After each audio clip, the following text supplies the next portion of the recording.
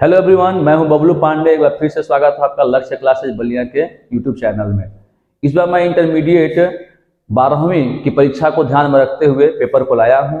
आपको पता है कि इंटरमीडिएट 12वीं की परीक्षा होने वाली है।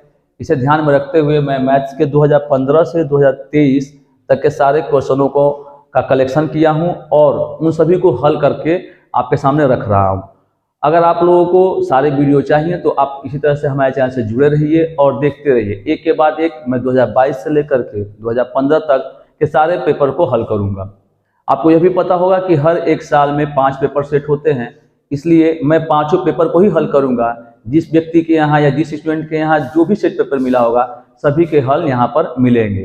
तो आज का जो मेरा टॉपिक है, आज मैं यूपी बोर्ड 2022 का 324 FF कोड को लेकर के आया हूं और पहले इसको मैं पूरी तरह से हल करूंगा, सारे प्रश्न को हल करूंगा। हो सकता है कि 1 से 2 वीडियो में पूरा हल हो। उसके बाद इसी तरह से क्रम से करते हुए 2022 का खत्म करूंगा, 2021 इस क्रम से चलते रहेंगे। ठीक है, तो चलिए स्टार्ट करते हैं। हम लोग क्वेश्चन पे चले आते हैं। देखिए, पहला क्वेश्चन था मेरा, क्वेश्चन दिया गया था, आप ध्यान दिए होंगे, निम्नलिखित सभी खंडों को हल करना है। पेपर 1 क्वेश्चन नंबर 1 था, निम्नलिखित सभी खंडों को हल करना है। और 1 में 4 क्वेश्चन दिए गए थे, जिसका पहला क्वेश्चन है हमारा, यदि L1 किसी समतल में स्थित सरल रेखाओं का एक समुच्चय है तथा संबंध R L1 और L2 such that L1 L2 पर लंब है, तो सही उत्तर का चयन करना है। ध्यान दीजिएगा, यह रिलेशन फंक्शन का क्वेश्चन है और इसमें लिखा गया है कि यदि L1 और L2 एक इस प्रकार संबंधित हैं कि L1 L2 पर लंब है, तो आपको बताना है कि इन चारों विकल्पों में से कौन सा उत्तर सही है। पहला दिया है स्वतुल्य, दूसरा है सममित, तीसरा है संक्रामक और चौथा है कोई नहीं। तो ध्यान देंगे बच्चों, सबसे पहली बात कि स्वतुल्य पर देखते हैं। स्वतुल्य किसे कहते हैं? तो स्वतुल्य किसे कहते हैं? स्वतुल्य का मतलब है यदि 2 संख्याएं A और B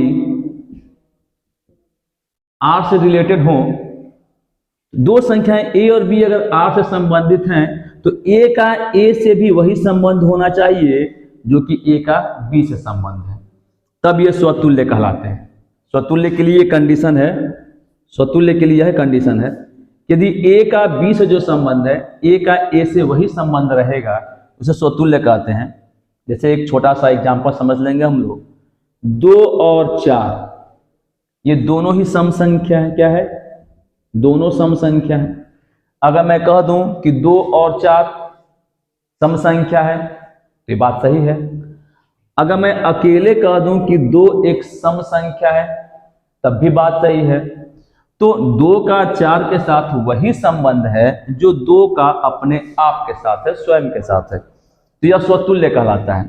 तो इस स्थिति में ध्यान देंगे, L1 और L2 पर लंब है, तो यह यहां पे कह रहा है कि यदि ये L1 हो गया और ये L2 हो गया, यदि L1 लंब है L2 पर, तो L1 स्वयं पर लंब नहीं हो सकता।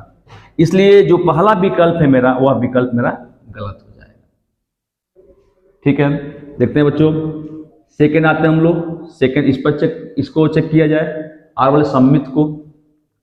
यदि दिया गया है विकल्प L1 और L2, सममित का मतलब क्या होता है? सममित का मतलब है कि यदि A B से संबंध R द्वारा रिलेटेड है तो B भी A से संबंध R द्वारा ही रिलेटेड होगा, तो इसको हम लोग सममित कहते हैं। जैसे छोटा सा एग्जांपल समझ लीजिए, ठीक ना? जैसे राम लक्ष्मण के भाई हैं, दोनों में क्या संबंध है? राम और लक्ष्मण का क्या संबंध है? दोनों ही भाई हैं, तो राम लक्ष्मण के भाई हैं।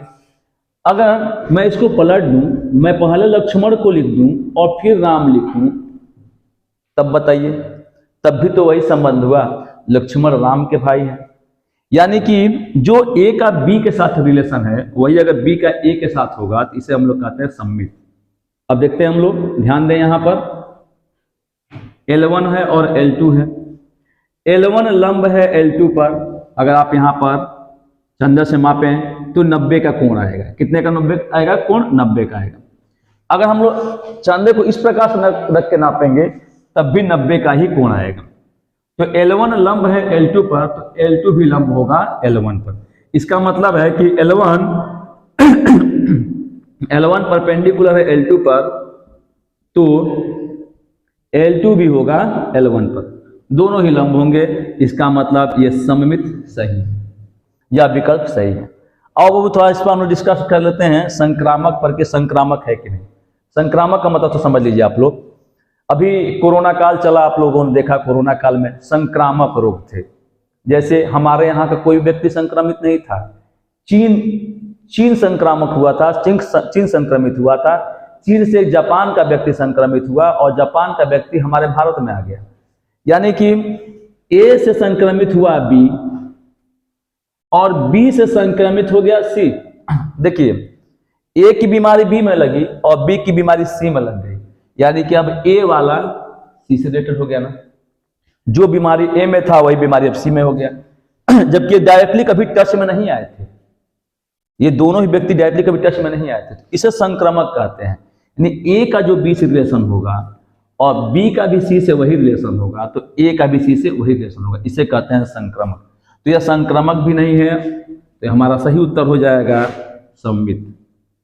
ठीक है, तो नेक्स्ट क्वेश्चन तब चलते हैं हम लोग। क्या ख नंबर है, यदि आव्यूह ए और बी के क्रम को ठीक क्रमशः m इंटू एन और n इंटू पी है, तो ए बी का क्रम क्या होगा? तो बहुत ही आसान है बच्चों। ए बी का क्रम क्या होगा? इसका m इंटू एन है, इसका n इंटू पी है। n से n कैंसिल मार दीजिए, दोनों कैंसिल हो गए। क्या क्रम हो जाएगा? m इंटू पी हो जाएगा। देखिए m इंटू पी कहाँ दिया है? यहाँ पर विकल्प नंबर सी सही है हमारा।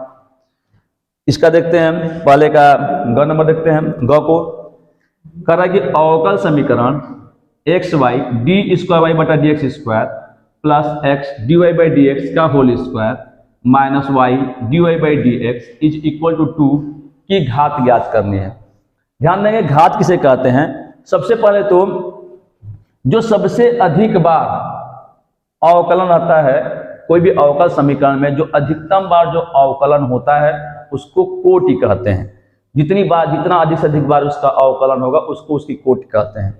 जैसे यहाँ पर कोटि क्या हो जाएगा? 2 हो जाएगा, क्योंकि सबसे अधिक बार अवकलन हुआ है तो 2 बार, इसको कोटि कहते हैं। और कोटि पर जो पावर होता है उसे ही उस अवकल समीकरण का घात कहते हैं। तो देखिए सबसे अधिकतम बार 2 बार अवकलन हुआ है और इसका पावर, इसका घात 1 मान लेंगे हम लोग, इसकी घात कहलाएगी 1। विकल्प नंबर बी हमारा सही है। चलिए अब इसमें नेक्स्ट क्वेश्चन तब चलते हैं हम लोग। पहले का घ नंबर क्वेश्चन है, लिखा गया है व्यंजक I dot I minus J dot J plus के डॉट के का मान क्या है। आपको पता है कि अदिश गुणनफल का मान 1 होता है, तो आई डॉट आई का मान 1 माइनस 1, जे डॉट जे का मान माइनस 1 और ये हो जाएगा 1। तो ये हो जाएगा 1 से 1 कैंसिल हो गया, बचेगा हमारा विकल्प में बी सही हो जाएगा। चलिए पहले का ही अब लास्ट क्वेश्चन अंग नंबर को संभाल लीजिए हम लोग। इसमें लिखा गया है, इसे मैं हल करके दिखा रहा हूँ आप लोगों को, ध्यान देंगे बाबू। ये क्वेश्चन कई बार आए हैं और एग्जाम में ऐसे क्वेश्चन इंपॉर्टेंट होते भी हैं। तो ये हो गया 1 और इस tan x को हमने लिख दिया sin x बटा cos x और ये dx हो गया। चलिए एक स्टेप और बना लेते हैं, यहाँ से हम 0 to 90 हो जाएगा, ये dx हो जाएगा और इसका मैं एलसीएम लेता हूं तो क्या हो जाएगा? cos x मीन्स हो जाएगा cos x और प्लस sin x। ठीक है, चलिए इसे मैं इसे यहां हल कर दे रहा हूं। ठीक, ये cos x है, ये बटा का बटा ऊपर चल जाएगा, यानी हो जाएगा integration i is equal to 0 to 90 under root में cos x बटा cos x और प्लस sin x dx। इसे आप कहेंगे इक्वेशन नंबर 1 नंबर कर दिया हम लोग। अब यहाँ पर प्रगुण चैप्टर आप लोग पढ़े होंगे। प्रगुण चैप्टर में मैं प्रगुण का यूज कर रहा हूँ, 5वें प्रगुण का यूज कर रहा हूँ। हालांकि उसमें अलग अलग बुकों में अलग अलग क्रम में लिखा गया है, लेकिन जनरली मैक्सिमम जगह 5वें नंबर पर लिखा गया है, इसलिए मैं बता दे रहा हूँ 4थे या 5वें पर। प्रगुण का यूज करें हम, प्रगुण से हो जाएगा 0 to 90 अंडर रूट में cos 90 minus x by cos 90 minus x plus sign 90 minus x और dx हो जाएगा। आपको पता है cos 90 माइनस एक्स को sin x भी कर सकते हैं और sin 90 माइनस एक्स को cos x कर सकते हैं। तो यहाँ पर यह हो जाएगा sin x और यह हो जाएगा मेरा sin x और ये हो जाएगा cos x। इससे लिख दिए इक्वेशन 2 और dx। अब 1 और 2 को ऐड कर दीजिए, इक्वेशन 1 और इक्वेशन 2 को ऐड कर दीजिए। ये 1 हो गया, ये 2 हो गया ना, तो दोनों ही i हैं तो 2i हो जाएगा और 0 to 90 दोनों का एलसीएम सेम है, sin x plus cos x, यह हो जाएगा cos x plus sin x, same हो गए, कटा देंगे तो 2i is equal to 0 to 90 dx का समाकलन x and 2i is equal to x हो जाएगा 0 to 90। ध्यान देंगे तो 2i is equal to upper limit पहले रखेंगे फिर लोअर लिमिट, पहले अपर लिमिट फिर लोअर लिमिट, ये यानी i is equal to pi by 4। देखिए ऐसे इस क्वेश्चन को बनाना हो, क्योंकि मैं कॉम्पिटिटिव मैथ्स भी पढ़ाता हूँ, जैसे एयरफोर्स अग्निवीर के लिए, एनडीए के लिए, तो वहां पर हम लोग इतने बड़े क्वेश्चन को नहीं हल करते हैं। और आप लोग में भी अगर विकल्प में एक क्वेश्चन दिया है तो इतना हल करने की आवश्यकता नहीं है, उसको जैसे समझ लेंगे आप लोग कि tan x लिखा होगा, cot x लिखा होगा या ऊपर sin x बटा में sin x plus cos x लिखा होगा, इस प्रकार के क्वेश्चन दिए रहेंगे तो आप उसके लिमिट को चेक कीजिए कि 0 to 90 दिया है क्या।